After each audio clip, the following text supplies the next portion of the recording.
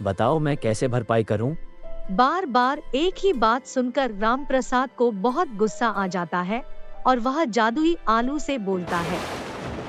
क्यों तुम मेरा दिमाग खराब कर रहे हो? इतना ही जादुई आलू हो तो इस खेत के ऊपर महल खड़ा कर दो और मेरे बच्चों के लिए अच्छे अच्छे कपड़े ला दो और मेरे घर परिवार को अच्छा बना दो। मेरा खेत बड़ा कर दो। दुनिया जहाँ की सारी सुख सुविधाएं मेरी झोली में डाल दो। बताओ कर सकते हो क्या? यह कहकर रामप्रसाद अपने खेत में फैले हुए इधर उधर पौधों को एक तरफ इकट्ठा करने लगता है और जादुई आलू वहां पर अपना आंख बंद करके सोचने लगता है। और फिर अचानक से रामप्रसाद बुरी तरह डर जाता है, क्योंकि वहां पर एक बड़ा खेत था, एक महल था और बहुत सारी चीजें थी। रामप्रसाद अपने चारों तरफ देख रहा था। दूर दूर तक उसका खेत बड़ा हो चुका था।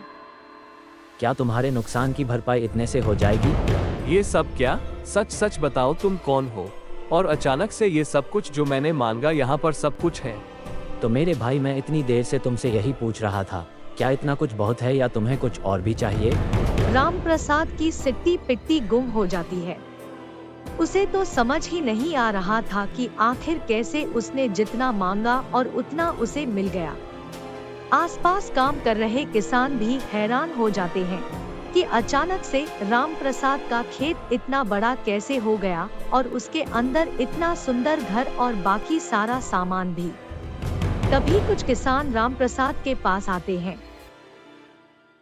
अरे भाई मैं तो हैरान हो गया। अपने खेत में काम कर रहा था, अचानक से देखा यहाँ पर सब कुछ आ गया। यह कैसे हुआ? रामप्रसाद लगता है तेरी तो किस्मत बदल गई है। अचानक से इतना कुछ मिल गया तुझे। अरे मेरे भाइयों, तुम लोग बोले जा रहे हो। अभी मुझे खुद पर यकीन कर लेने दो कि मुझे इतना कुछ मिल गया है। इनसे मिलो। ये अपने आप को जादुई आलू कह रहे हैं और इन्होंने ही मुझे सब कुछ दिया है। जब किसानों ने ये बात सुनी तो सबके सब जादुई आलू से कुछ कुछ मांगने लगे। माफ करना दोस्तों, मैं इस तरह किसी को कुछ नहीं देता, सिर्फ उसी को देता हूँ जिसका नुकसान मुझसे गलती से हुआ और रामप्रसाद का नुकसान मुझसे गलती से हुआ, इसलिए मुझे उसकी भरपाई करनी पड़ी। अब तुम जानो और तुम्हारा ये दोस्त रामप्रसाद जाने। मुझे जितना देना था मैं दे चुका और बतौर रामप्रसाद तुम्हें कुछ और चाहिए तो? रामप्रसाद सोच में पड़ जाता है। फिर आखिर में वह जादुई आलू से बोलता है। तुमने मुझे जितना दिया इसकी तो मुझे उम्मीद नहीं थी, लेकिन अगर तुम मुझे एक चीज और दे सकते हो तो बस इतना दे दो कि मैं अपने खेतों में जब भी कोई सब्जी लगाऊं उसकी पैदावार भरपूर हो। ठीक है, ऐसा ही होगा। यह कहकर जादुई आलू वहां से चला जाता है और रामप्रसाद बड़ा खुश होता है कि अब उसके पास एक बहुत बड़ा खेत था, बड़ा घर था। वह भागा भागा गांव की तरफ आता है और सीधा अपने घर आकर अपनी पत्नी का हाथ पकड़कर उसे अपने खेतों में ले जाता है।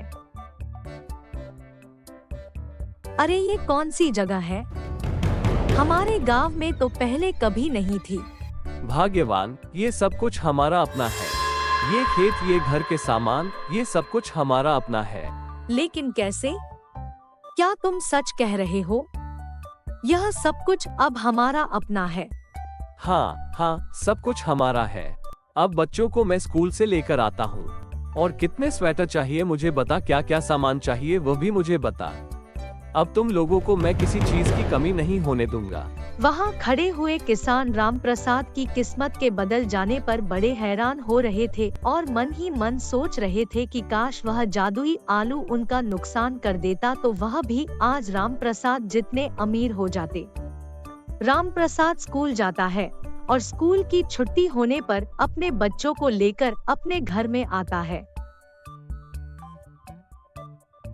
जहाँ पर सुख सुविधाओं का सारा सामान था। गर्मी लगी तो एसी चले, ठंड लगे तो हीटर, सबके अपने अपने कमरे, इतना सारा सामान था। घर में पैर रखने की भी जगह नहीं थी। बाबा सुबह तक तो हम गरीब थे, अब अचानक से अमीर कैसे हो गए? इसी को ही किस्मत कहते हैं। बेटा कहा जाता है ना कि पल में दुनिया बदल जाती है। हमारी भी दुनिया पल में बदल गई। अरे वाह, मेरा इतना सुंदर कमरा। इतने अच्छे अच्छे कपड़े, मैं तो एकदम परी लगूंगी परी। अब तो रामप्रसाद की दुनिया पूरी तरह बदल चुकी थी। वह अपने खेतों में काम करता था और आसपास के अपने किसान मित्रों की भी मदद करता था। उस पर जादुई आलू के द्वारा मिली मदद को मेहनत करके दिन रात चौगुना कर बहुत अमीर आदमी बन गया। अगर आपको कहानी पसंद आई तो लाइक और सब्सक्राइब जरूर करें।